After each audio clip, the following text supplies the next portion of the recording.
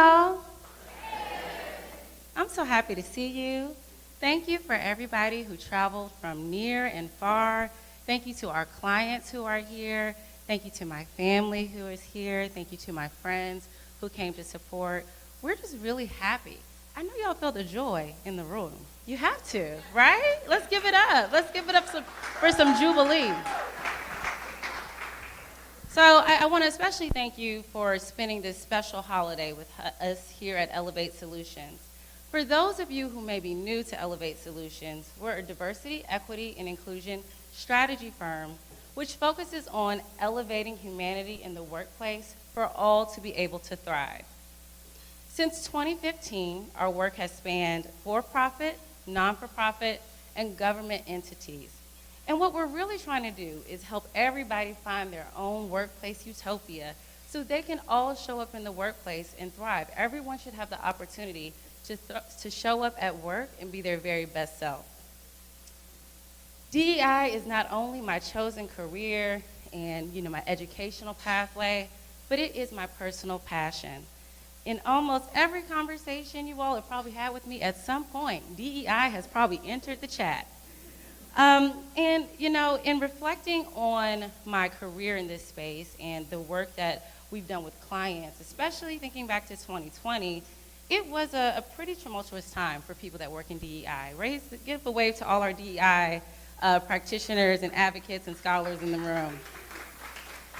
And as you know, it was a time of great excitement. We were happy that organizations were really starting to acknowledge DEI in a real way, what we hoped was a real way.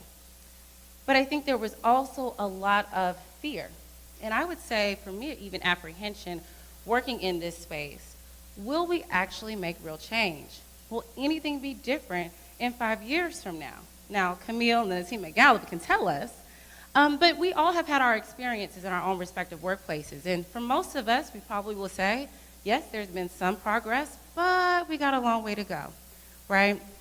And so throughout that process, there were questions that CEOs and CHROs and chief diversity officers, some of y'all are in the room, they kept asking me. They kept asking me, well, where are we on the journey? And how do we compare to everybody else? And those are the questions I kept getting.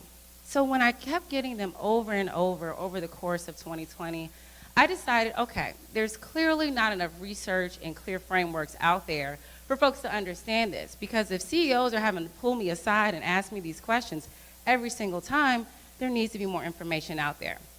And so that interest led me to write the forthcoming book I have with Harvard Business Review, The Necessary Journey, Making Real Progress on Equity and Inclusion.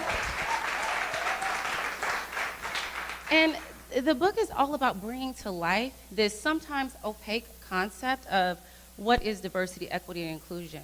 What does it really mean to make progress at the organizational level and the individual level? So, in this book, I really dig into 10 different companies that were honest and courageous enough to let me not only look under the hood, but dig around up in there and really find out what's going on, what's working, but also what's not working. And as a first-time author, your support is incredibly valuable to the success of this book. You may not know, but 95% of New York Times best-selling authors between 1950 and today have been white authors. Now, a large part of that, which I learned in this process, is largely because of the pre-order process. So when y'all see me on social media saying pre-order, it's for a reason. Pre-orders let major retailers know that people are interested in this book. If you don't have enough pre-orders, major retailers like Amazon and Target and Walmart, they won't actually stock your book. So you have no chance in making it on those best-selling lists. So I ask you to support me in the efficacy of this work. You can find the QR code in your gift bags to pre-order. But share the message as well, right? It's not just about book sales. It's really about not only getting the message out, but helping more people to feel comfortable, to have that courage to share their stories. Because the more transparent we can be in these spaces, the more we learn from each other about what we should be doing, what we shouldn't be doing, and how we can better support all employees, but in this moment, how we can better support Black employees.